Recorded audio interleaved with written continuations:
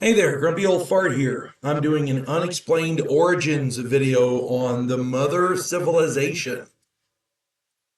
Before I get into this though, if you enjoy my content, it would really help me out if you could hit the like button, subscribe to my channel, share my content on all of your social media platforms, and post a comment or two. Remember, I welcome your comments, even if you disagree with me.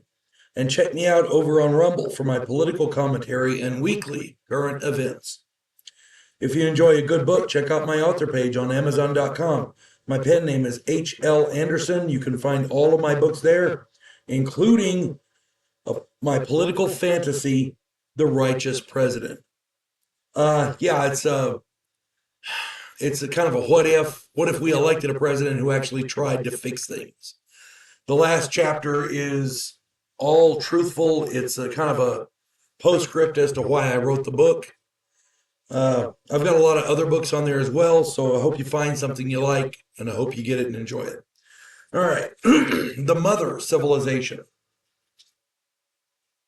There are many theories, hypotheses, regarding the origins of man on this planet. Some of the more outlandish hypotheses we've heard over the years seem to be gaining traction lately with the ancient alien and ancient advanced civilization theories. It seems that the more we look into these theories, the more evidence we find to prove them. And one of them says that aliens came and interfered with our evolution, and the other one says that there was already an advanced civilization here, and they they taught the different people around the world, and that's where we got all of our ancient megalithic sites and all that. Again, tons of evidence to prove both respective theories. Which one do you think is true? Or more importantly, what if they were both true? Augustus, before I get further into this, please bear with my voice. I'm still getting over that stupid viral thing, the creeping crud or whatever the hell it is. So my voice is going to be cracky and scratchy, and anyway, I apologize in advance, and I appreciate you listening. Augustus Le Plongeon, Plongeon, Augustus Le Plongeon was a 19th century archaeologist who studied the Mayans. He argued that the Yucatan civilization was older than Egypt. He said that the Mayans were actually refugees from a previously destroyed civilization called Mu, M-U, Mu. He said that the people on Mu were the precursors to the Egyptians. His studies of Mayan texts spoke of a great civilization that preceded all known history, but was swallowed up by the sea. And of course, everybody thought he was crazy. James Churchward published 3 books in 1926. The Lost Continent of Mu, The Children of Mu, and The Sacred Symbols of Mu.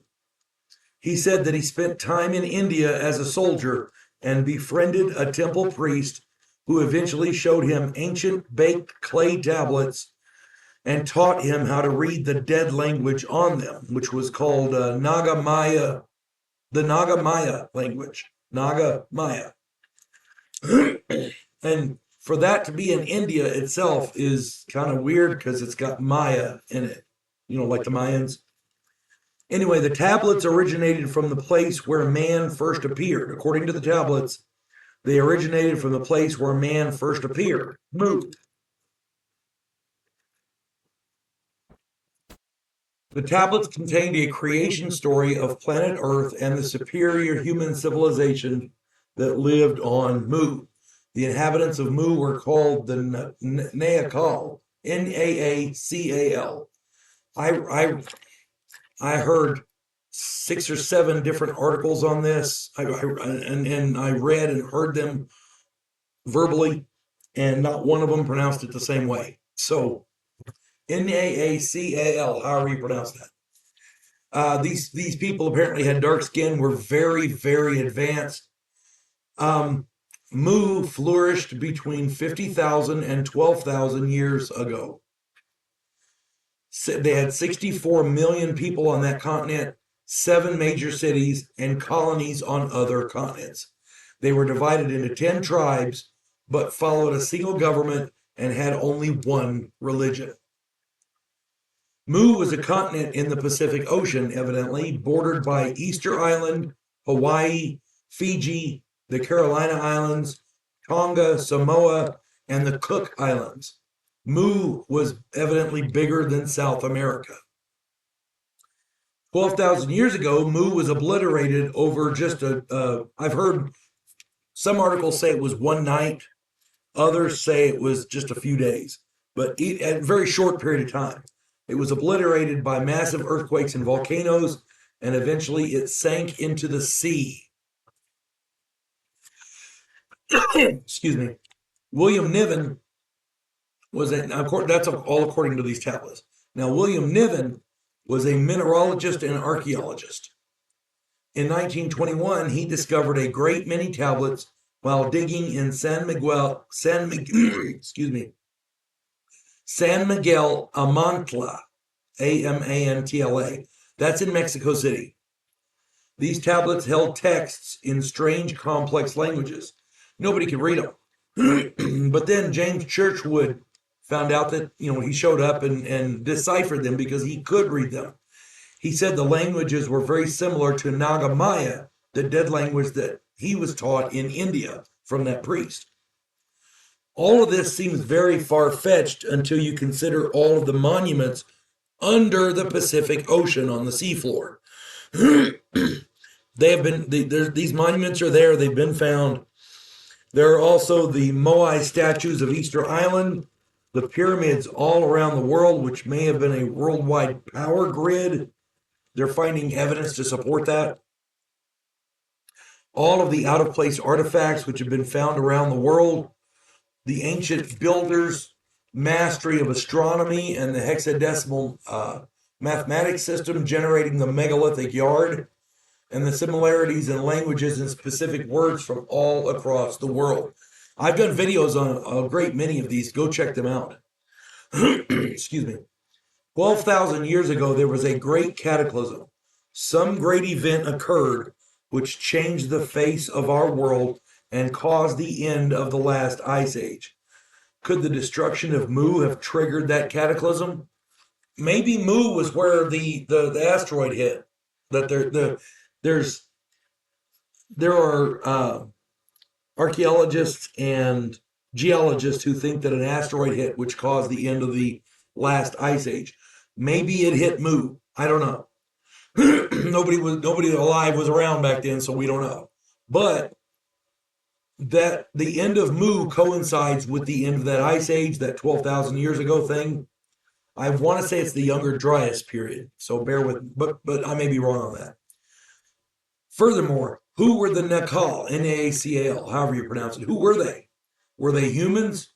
Were they reptilians, aliens? Who knows? The ancient alien theory is supported by tons of evidence. Popol Vuh of the Mayans, ancient cave drawings from all over the world, the Anunnaki of Sumeria, the Vimana craft piloted by gods in Hindu Vedas. Were the Nakal the first contact for ETs? Were they a hybrid race? Is it possible that modern humans are descended from the Nakal who were hybrids? I think it makes sense. I'm not saying that's what happened, but check out my videos on the alien humans and on Michael Cremo's book Forbidden Archaeology. The ancient mother civilization of Mu explains all of these theories and legitimizes all of these disparate hypotheses. It is possible that they are all correct.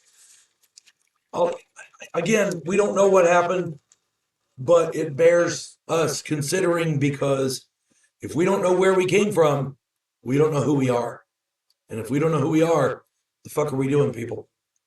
It explains Göbekli Tepe. It explains all of the ancient alien theories, all of the artifacts people find, all of that. Mu explains all of that. The similarities in the different ancient peoples, the how they use the same building techniques on all these megalithic sites, the hexadecimal math system, all that. It explains all of that in one fell swoop. I think it's worth looking into, but mainstream archaeology ain't having it. Somebody should probably ask them why. Hope this finds everybody well. And if you disagree, put that in the comments. If you have other information, put it in the comments. If you think I got something wrong, put it in the comments. I'm not perfect, nobody is. But I would love to read your comments. Hope this finds everybody well. You folks have a good one. God bless one and all.